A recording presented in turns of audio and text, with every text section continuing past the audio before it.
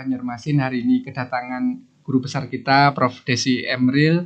Alhamdulillah beliau berkenan untuk kita ngobrol-ngobrol, share sedikit lah tentang bagaimana pengenangan nyeri ini terutama di kota Seribu Sungai Banjarmasin. Mungkin seperti itu, nggih, Prof. Nggih. Silakan Prof. Desi.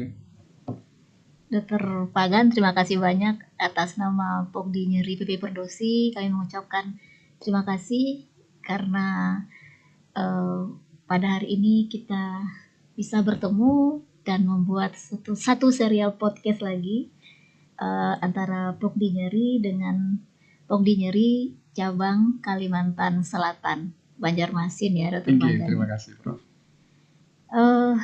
Memang luar biasa saya lihat perkembangan layanan nyeri di sini ya, Dr. Pagan ya. Teman-teman juga banyak info, juga mengikuti update tata laksana nyeri yang terkini. Mungkin Dr. Pagan bisa cerita sedikit bagaimana perjalanan layanan nyeri di Banjarmasin, khususnya mungkin di rumah sakit pendidikan juga termasuk rumah sakit Ulin ini. Terima kasih Prof. Desi. Jadi seperti juga di tempat-tempat yang lainnya, kasus nyeri itu selalu mendominasi kunjungan di Polisaraf, gitu, Prof.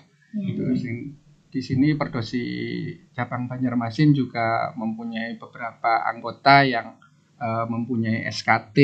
Dan mereka saya lihat cukup aktif, Prof, melakukan kegiatan tersebut. Sudah punya SKT dan STRKT maksudnya? Iya, STRKT maksud saya. STRKT. Untuk manajemen intervensi nyeri ya, Dok? Betul. Bahkan ada sejawat kami, Dr. Darmawati itu, Prof. Iya, saya kenal beliau. Ya, di Rumah Sakit Damanhuri Barabai itu kira-kira 200 km dari sini.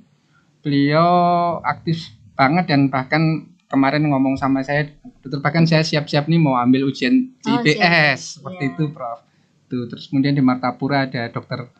Made Dwi Jayantara juga.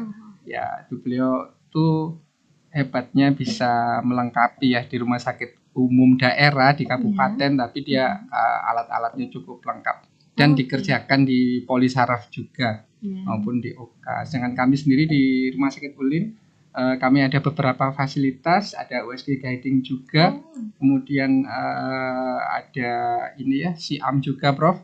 Walaupun mungkin saya belum aktif di SIAM-nya ya. Kemudian ada beberapa layanan lain seperti dry needling, TMS kita manfaatkan juga, Prof, untuk manajemen nyeri. Seperti itu, Prof. Bagus sekali, Dr. Pagan.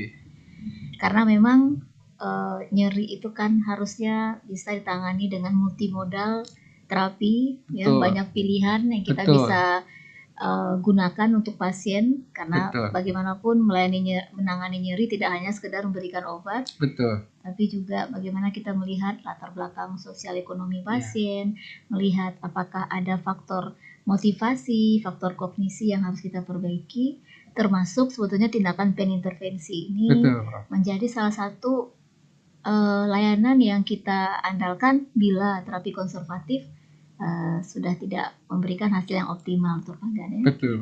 Dr. Pagan, mungkin bisa cerita sedikit sebetulnya kalau di Banjarmasin ini apa diagnosis atau masalah nyeri yang dari pasien yang paling banyak, mungkin 3 teratas. Iya. Kalau saya boleh cerita, kalau di Banjarmasin yang teratas itu tentunya adalah low back pain ya, Pak. Oh, sama ya. Berarti di mana-mana itu low back pain yang paling banyak. Karena kita memang orang Indonesia nih seringkali dalam kondisi obesitas, kemudian kurang gerak, dengan lifestyle yang sedentary, akhirnya mesti jatuh ke low back pain. Kemudian kasus terbanyak kedua untuk nyeri adalah carpal tunnel syndrome, Prof. Iya, carpal tunnel syndrome, dan banyak ya? Banyak, Prof. Mungkin terkait pekerjaan atau sosial budaya mungkin di sini? Ya, Prof, karena kami relatif masih tradisional ya, Prof. Beberapa tempat itu terutama di daerah itu mereka masih mencuci secara manual, mereka masih banyak ibu rumah tangga ya yang masih memasak juga. Tadi pagi kan dayung sampan itu kan ada resiko predisposisi untuk carpal tunnel syndrome. Dan yang nomor 3 adalah diabetik neuropati. Ya, sehingga kasus-kasus mixed pain itu di sini banyak sekali, Prof. Oh ya, satu lagi, mungkin yang sebelum diabetik neuropati ya, Prof. Maaf ini, osteoartritis genu. Oh iya. Iya. Itu semua penyakit karena degenerasi dan weight bearing serta kebiasaan kerja. Ya. Itu Postur Prof. yang sering salah sudahlah karena faktor degenerasi, faktor pekerjaan, juga faktor kebiasaan. Iya. Itu Prof yang juaranya. Dan alhamdulillah selama ini kepercayaan masyarakat terhadap neurologi itu cukup bagus, sehingga pasien-pasien dengan diagnosis tersebut di atas saya lihat kunjungan pertama itu selalu ke neurologi. Ya, betul. Kalau pasien nyarinya polineuro dulu. Polineuro dulu. Jadi edukasinya sangat jalan ini. Alhamdulillah. Jadi bahkan ya biasanya kalau kita lihat urutan pasien-pasien terbanyak poli-poli itu kan selalu penyakit dalam, anak ya. Tapi kalau di Kalimantan Selatan tuh neurologi itu saya lihat dari beberapa laporan beberapa teman di kabupaten, kita itu always number 2. Bahkan ada satu kabupaten number 1. Sama di rumah sakit saya juga neurologi tuh nomor 1. Di atas kardio dan penyakit dalam. Ya. Jadi luar biasa alhamdulillah. Itu berarti kan berkat bagusnya manajemen yang dilakukan baik itu oleh secara personal oleh para neurolog, kemudian juga pasti didukung oleh fasilitas yang disediakan oleh pemerintah ataupun rumah sakit yang ada. Ya. Edukasi oleh teman-teman sejawat di lingkup Perdosi cabang Banjarmasin itu juga selama ini teman-teman ikut cukup gencar ya Prof, waktu dari Pokdi Nyeri itu membuat kampanye bulan peduli nyeri itu Prof. Bisa nanti kami di daerah itu teman-teman walaupun mungkin nggak semua saya kirimkan ke Pokdi, tapi saya lihat mereka dengan dengan bersemangat ya membuat acara itu masing-masing di tempat mereka bertugas. Memang animo yang besar dari masyarakat karena edukasi yang sudah sangat baik dan juga harus diimbangi oleh update ilmu, kualitas layanan juga Prof. Yang pasti akan terpengaruh kepada kualitas layanan yang kita berikan. Kita berharap memang semua neurolog yang ada itu terus mengupdate ilmunya, terus mengupgrade kemampuannya, karena tidak ada kata berhenti dalam menuai ilmu baik itu skill maupun knowledge. Long life study itu memang harus menjadi prinsip dari setiap dokter sebetulnya. Betul, tidak pernah puas dengan apa yang sudah dicapai. Iya. Semakin kita banyak tahu, kita semakin tahu kita tidak tahu apa-apa sebetulnya. Saya mendorong neurolog muda di Perdosi cabang Banjarmasin ya Prof, untuk mengambil fellow nyeri lah.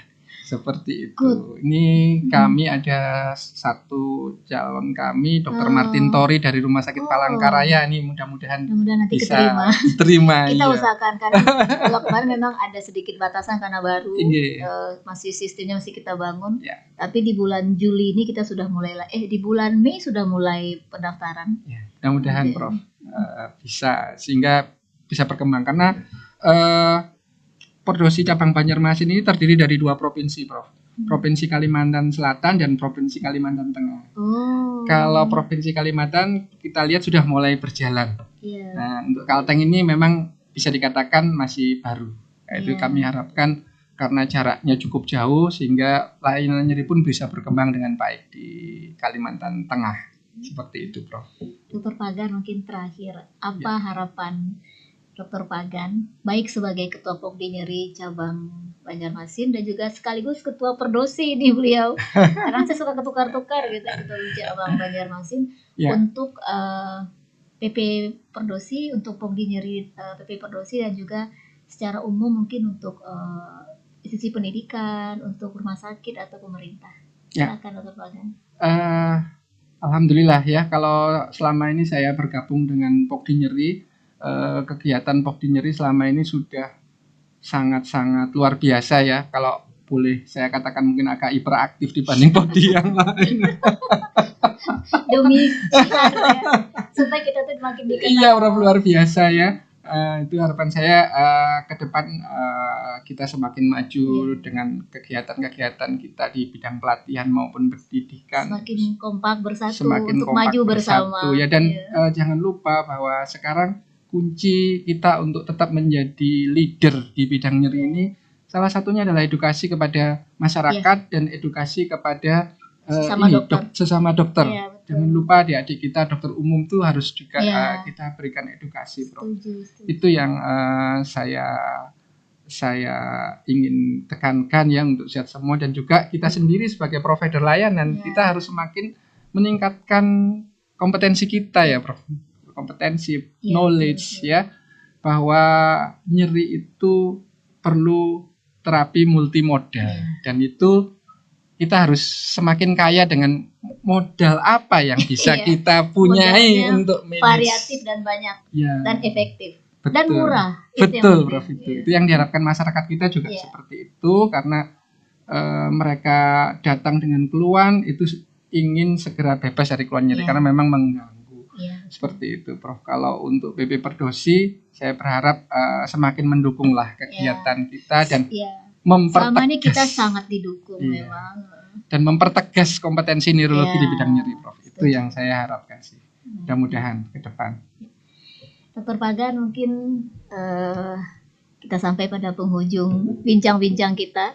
Saya terbang jauh dari Aceh ke Banjarmasin. Bahagia sekali kita bisa membuat kegiatan edukasi seperti ini. Terakhir mungkin Pongdi Nyeri itu punya tagline, Dr. Pagan. Ada 2 tagline, mungkin masih ingat waktu kita raker. Yang pertama, peduli nyeri dengan hati. Yang kedua, pain is the truth, but love is the treatment. Ya, seperti di kaos kita ya. Di kaos kita. Mungkin kita sebagai penutup bisa kita ucapkan bersama-sama, Dr. Pagan. Dimulai dengan tagline yang pertama. Kita menghadap kamera, Dr. Pagan. Ya. Pongdi Nyeri, PP Perdosi. Peduli nyeri dengan hati. Pain is the truth, but love is the treatment. Terima kasih, Dr. Pagan. Sama-sama, Prof. Desi. Alhamdulillah.